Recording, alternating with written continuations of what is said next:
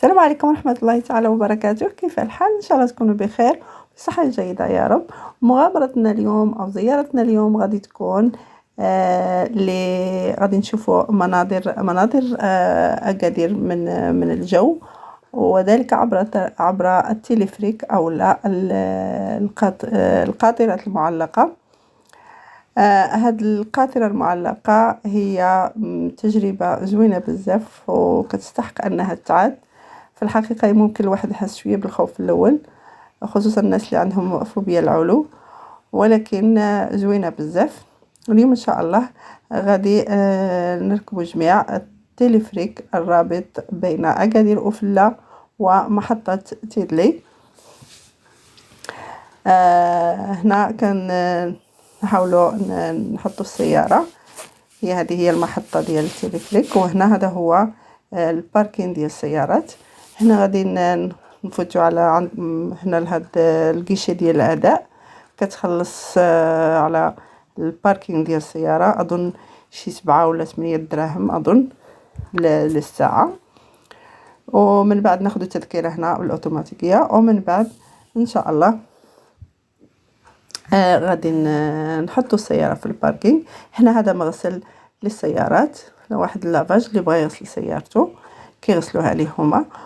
وهنا هذا هو الباركينغ المراقب بالكاميرات، وكذلك كاين حارس لهذا الباركينغ.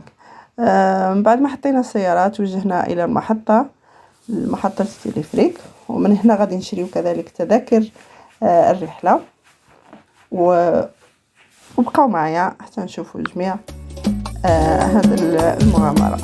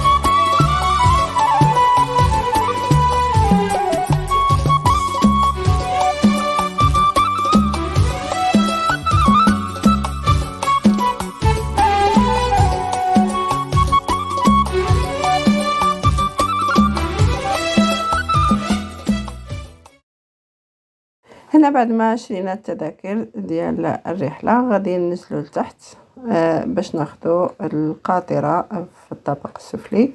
ناخذوا القاطرة اللي غادي تاخذنا للجبل الأكادير أوفلا. بعد ما نزلنا لتحت غادي نتسناو القاطرة اللي خارجة وغادي تدخل. كاينين هنا جوج، وحده دازت بهذاك المسار، وغادي نتسناو الثانيه هي اللي غادي تفتح الباب وغادي نطلعوا فيها.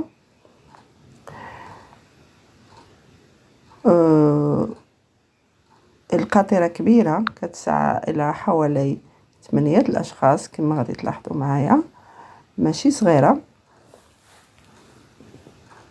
غادي تدوز هذه، وعاد هاد اللي غادي تجي هي اللي غادي نطلعوا فيها.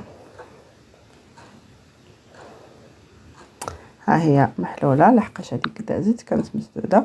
كما كتلاحظوا كاين 4 الكراسي و 8 الكراسي، 4 على اليمين و4 على اليسار، يعني كبيره كتهز 8 الاشخاص، عائله كامله ممكن تصعد فيها.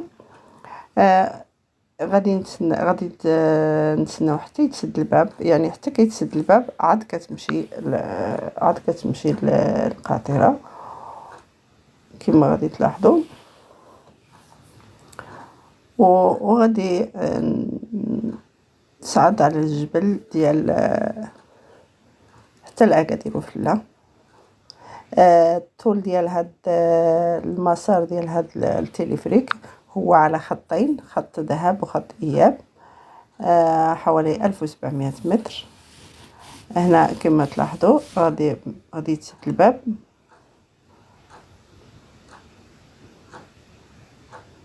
هنا باقي ما تحركات، باقي كنتسناو تتحرك، ما غادي تتحرك.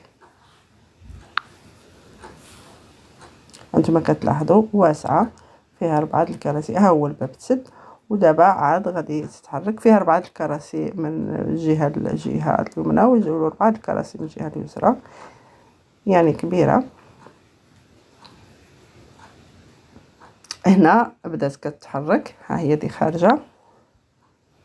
خارجه من المحطه، وغادي تتجه صعودا الى الجبل فوق.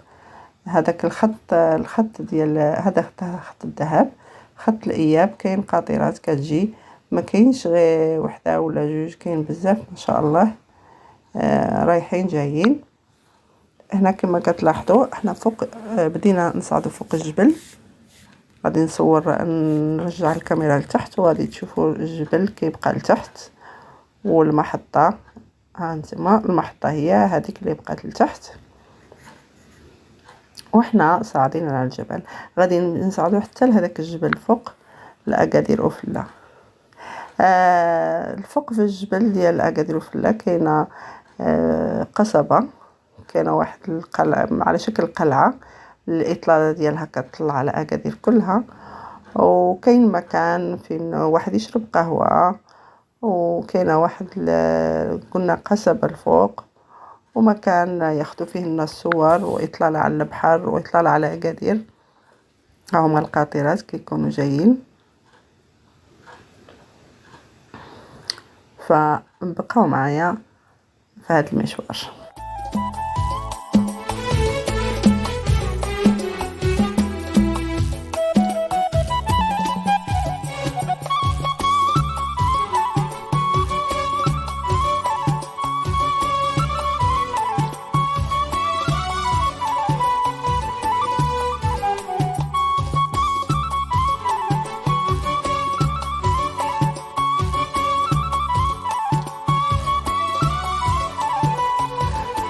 هذه إطلالة على أكادير المدينة وعلى البحر كما كتلاحظوا. سبحان الله، كل ما كنتعلاو أكثر كيحس الإنسان بشوية الخوف. هنا كتشوفوا، هنا راحنا ما كتحسوش بأن هذا جبل، صاعدين على جبل. هذا الطريق شوف دايرينو على الجبل، هذا راه جبل، ولكن احنا صاعدين من الفوق حتى نوصلوا للقمة. نوصلوا للقمة ديالو، تما فين كاينه هذيك القصبة او القلعة، وفين كاينه واحد الاطلالة زوينة. شحال ما كان تعلى شوية كان العلو اكثر، كيحس الانسان بالخوف. الطريق راه لتحت ديال اللي كيؤدي للمدينة، بصح هذا الطريق اللي من هنا راه ديال فوق جبل. هنا وصلنا، غادي خرجنا من المحطة وغادي نصعدوا الفوق كما كتلاحظوا اتجاه القصبة. غادي نطلعوا مع هذا الدروج باش نطلعوا للقصبة الفوق، وغادي نمشيو لواحد القهوة. لاحظتوا هنا هاد الساحة كاينه فوق في القمة ديال الجبل، كاينه على شكل قلعة هنا، وكاين الناس هنا كياخذوا صور واطلاله. غادي تلاحظوا معايا هنا، غادي نديكم هنا تشوفوا الاطلاله اللي غادي تكون على البحر واطلاله على المدينه كلها من فوق قمه الجبل. هنا رحنا فوق القمه، ها هي اطلاله على البحر. انتم تشوفوا من هنا كاين عاد واحد الدروج كينزلوا لتحت، وهنا ها هي الاتجاهين ديال تيليفريك، القاطرات رايحه جايه كتنزل حتى لمدينه اكادير لتحت. هنا هذا المكان كيديروا قهوه وكيديروا هذا النوع من الحلويات. ها هما كي كتشوفوا، غادي نصورها لكم. ها هي كتقليها في الزيت وكتحط عليها السكر او قرفه او هكا شي من هذا النوع. غادي ناخذوا شويه باش نشربوا مع قهوه. ونشوف واحد الجليسة هنا فوق هاد الساحة. هنا بعد ما خديت حلويات غادي نتجه لواحد البلاصة لداخل كيديروا فيها قهوة. هنا فوق هاد الجبل كاينه هادي، هنا واحد السيدة كدير قهوة، ها هي كتلاحظوا، وها هنا القهوة ديالي. وجلسنا في واحد المكان إطلالة زوينة على البحر، وباش تشرب هنا قهوة فوق الجبل شيء رائع جدا. هانتوما تشوفوا هنا الإطلالة كيفاش دايرة على الميناء ديال أكادير.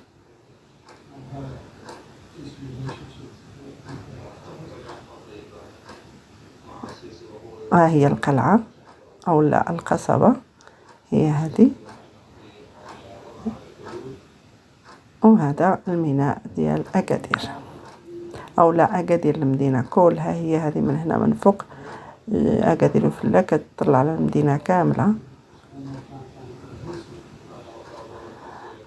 هنا غادي ننزل لتحت. هنا لتحت كاينه واحد السيدة عندها اللباس الأمازيغي، اللي بغى يلبس اللباس الأمازيغي وتصور به. انا سبق لي وتصورت بهذا اللباس. ها هو كتلبسك هي وكتصور، تاخذ صور مع التليفريك، ولا تصور في القلعة، ولا تصور مع العائلة ديالك ملي كتكون العائلة. هنا حنا لبست هنا وخديت صور، سبق لي اخديت صور فيها. وان شاء الله تكون الرحلة عجبتكم. هنا من بعد غادي نعاودو ننزلوا بنفس ماشي بنفس القاطرة، بقاطرة اخرى طبعا، ولكن غادي ننزلوا بالتليفريك الى المدينة. اللي ما بغاش، اللي كيخاف وما قدرش يعاود التجربة باش ينزل بها، يقدر ينزل في طاكسي. كاين السيارات الطاكسيات اللي كيهبطوا للمدينة. انا غادي نحاول نعاود لان انا شريت التذكرة ذهاب اياب، وغادي نرجعوا ان شاء الله بعد ما نستمتعوا بهذه المناظر الجميله وبهذه القهوه الزوينه على هذه البلاصه. غادي ننزلوا لتحت كذلك للمحطه، وناخذوا قاطره اخرى اللي ترجعنا لمدينه اكادير. هنا رحنا راجعين، او ناخذوا القاطره اللي تهبطنا لاكادير. هنا اطلاله اخيره. هنا احنا كاينين في التليفريك